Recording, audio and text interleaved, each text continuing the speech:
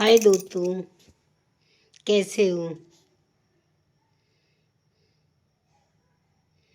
हम आपको एक कहानी सुना रहे हैं दृष्टांत के हिसाब से। आपको अच्छी लगे तो आप कमेंट और लाइक कर देना, फॉलो भी कर लेना। एक बार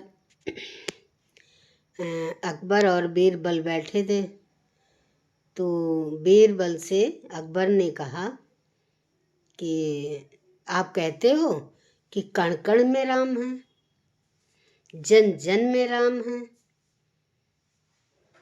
तो हमारी समझ में नहीं आता है। तो बोला कि नहीं, सही है ये बात कि हर जगह राम मौजूद है।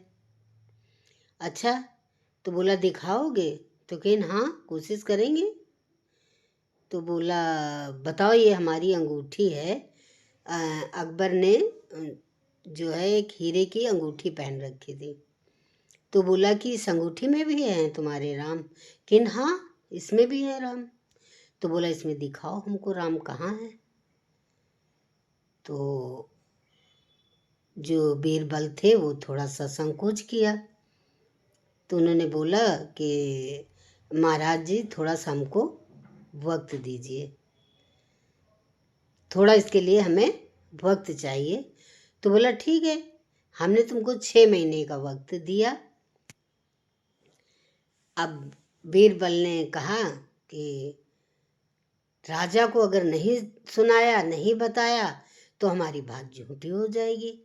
अब वो अपने मन ही मन में इतना परेशान हुए, इतना सोच विचार करने लगे कि बीरबल की हालत खराब हो गई।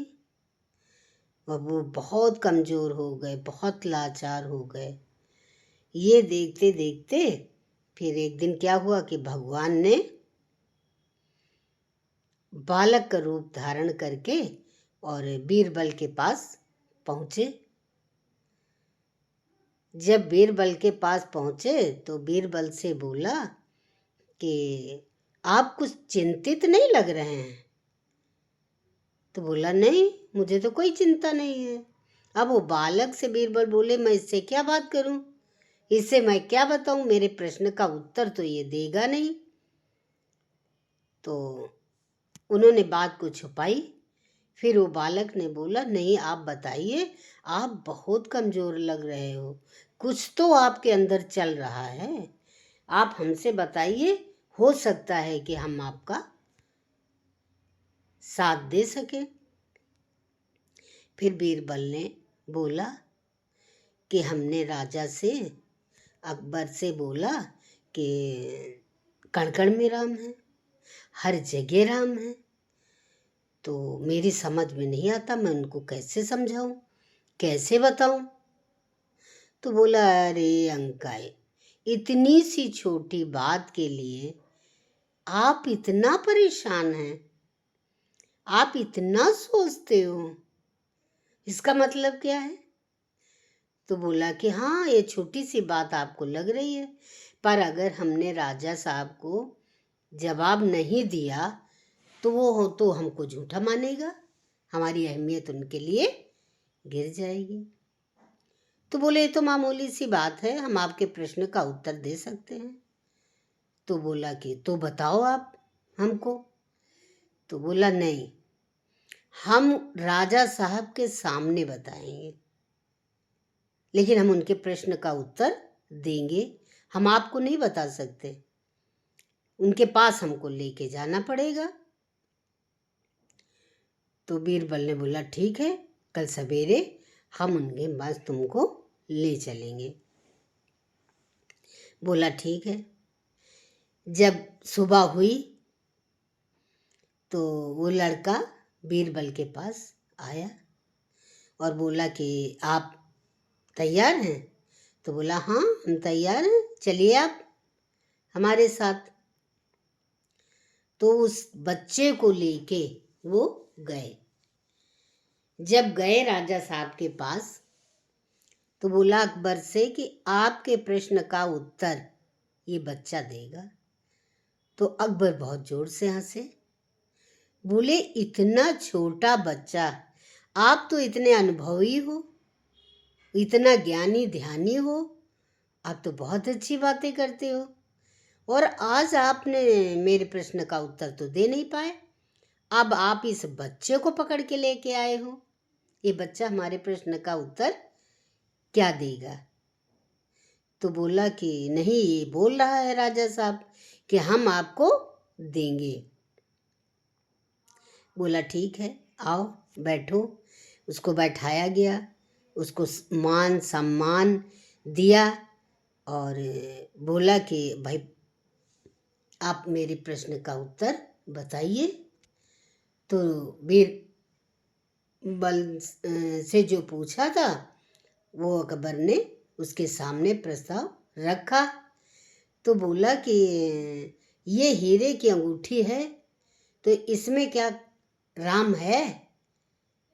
तो बोला कि हाँ है। तो बोला आप भी बोल रहे कि हैं, ये भी बोल रहा है कि है। तो बोला राजा साहब, इन्होंने जो बोला आपसे कि कण कण में राम है, हर कंकड़ में शंकर हैं, हर वस्तु में राम है, सब कहीं राम विद्यमान है। तो बोला फिर दिखाओ हमें इसमें। तो बोला कि मेरा थोड़ा छोटा सा अनुरोध है कि हमको बहुत प्यास लगी है, तो क्या आप एक लस्सी हमें एक गिलास पिला सकते हो? तो अकबर हंसा, बोला कि हाँ क्यों नहीं पिला सकते, आप बोलिए हम पिलाएंगे। तो बोला ठीक है, एक गिलास लस्सी आप हमें बुला मंगा के दे दे। हुकूमत हुई। अब अकबर ने बोला कि भाई हाजिर की जाए इनके लिए। अब वो एक गिलास लस्सी उनके लिए आई। जब एक गिलास लस्सी आई तो उसने पिया। हाँ, पीने लगा तो उसने बोला कि इसमें हमें कहीं मक्खन तो दिखाई नहीं देता है, और मैंने आपसे बोला था कि मुझे मक्खन वाली लस्सी चाहिए, तो इसके अंदर तो हमें कहीं नहीं नजर आता मक्खन। तो हंसे जोर से अकबर, बोले कि अरे बुद्धू बच्चा, इसके अंदर तुमको कहाँ दिखेगा, ये तो लस्सी है, लस्सी के अंदर मक्खन कहाँ दिखेगा, पर इसमें मक्खन है लबालब। तो बोले कि अच्छा, मैं कैसे विश्वास करूं कि इसमें मक्खन है, मुझे निकाल के दिखाओ। तो अकबर ने बोला पहले इसको मथो, और मथोगे तो इसमें मक्खन निकलेगा। तो बोला कि वैसे नहीं दिखेगा, कि नहीं, इसको आप मथनिया से मथोगे तब ये इसमें से मक्खन निकलेगा। तो आपसे मैंने पूछा इसमें भगवान दिखाओ, आप ये सब बकवास हमसे करने आए हो, ये सब बातों में मुझे कोई इंटरेस्ट ना, आप प्रश्न का उत्तर पूछ रहे हैं वो दीजिए। तो बोला कि राजा आपको ये मामूली सी बात लग रही, पर मैं आप ही के तो प्रश्न का उत्तर दे रहा हूं। अच्छा, तो बोला कैसे दिखे, कैसे तुम दे रहे हो? तो बोले कि जैसे अभी आपने बोला कि इसमें मथनिया लगाओगे, मथोगे तो इसमें से मक्खन निकलेगा, ऐसे ही आप जो कहते हो कि ये हीरे में इसमें राम है, तो ये 5 तत्व का जो तुम्हारा शरीर है, इस 5 तत्व से अपने विवेक को मथो गुरु के वचनों से। जब इसमें तुम मथनिया लगा के मथोगे तब उस परमात्मा को देख पाओगे। परमात्मा इतना सरल नहीं है कि सभी को दिख जाएगा। ये 5 तत्व की मथनिया से अपने मन को मथो, इसमें से आत्म रूपी मक्खन निकलेगा, तब उससे तुम उस परमात्मा को देख पाओगे। तो बोला अच्छा, तो बोला हाँ। तो राजा साहब ने कहा बात तो खैर सही कहता है, इतने बड़े तुम इतने छोटे बच्चे होके तुमने आज मेरा विवेक खोल दिया। तो उस बच्चे को बहुत शाबाशी दिया, बहुत उसको प्यार किया, बोला तुम तो संसार में बहुत बड़ा काम करोगे। तो ये रहा बीरबल और उस बच्चे का प्रश्न का उत्तर। अकबर को तब जानकारी हुई। तो हम लोग कैसे से परमात्मा, बहुत सारे लोग कहते हैं कि कण कण में शंकर है। कहाँ है शंकर? हर कंकड़ में शंकर है। कहाँ है शंकर? दिखाओ दिखाओ। तो ये मूर्खतन जैसी तो बातें हैं। जब तक कि हम गुरु के वचनों से अपने विवेक को मथेंगे नहीं, मन रूपी खूब मथेंगे नहीं, तब तक ये कैसे निकलेगा।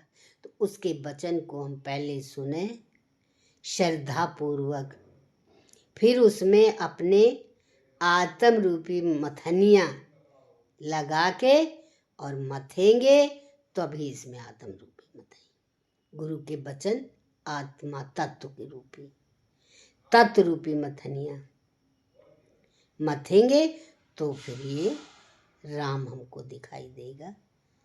तो इतना आसान नहीं है। जब हम ध्यान से सुनेंगे गुरु के वचनों को और अपने आत्म रूपी मथनिया से मथेंगे, तब हमारा विवेक खुलेगा। पहले सुनेंगे, उसको मानेंगे, फिर उसको मथन कर करके बार बार विचारों का अपने मंथन कर करके तब जाके हमारा विवेक खुलता है। तब हम जाके उसको दर्शन कर पाते। हर जगह फिर दिखाई देता है, क्या चीज नहीं है। हर 5 तत्व से हर चीज बना है। तुम कुछ भी देख लो, उसमें 5 तत्व लगा हुआ है। और जब 5 तत्व से बना है तो 5 तत्व से तुम्हारा शरीर भी तो बना है। ये जो तुम्हारे अंदर जागृति है, ये प्राण की शक्ति है, तो ये शक्ति से वो हर जीव के अंदर विद्यमान है, हर पेड़ पौधे में विद्यमान है, हर कंकड़ में विद्यमान है, हर जगह वो विद्यमान है।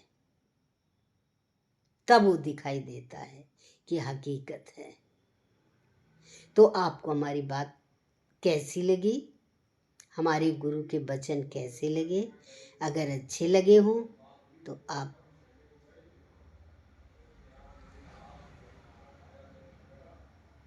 कमेंट, लाइक, सब्सक्राइब और फॉलो जरूर कर लेना फेसबुक पे। अब कल हम फिर मिलेंगे आप। तब तक के लिए बाय बाय, नमस्कार।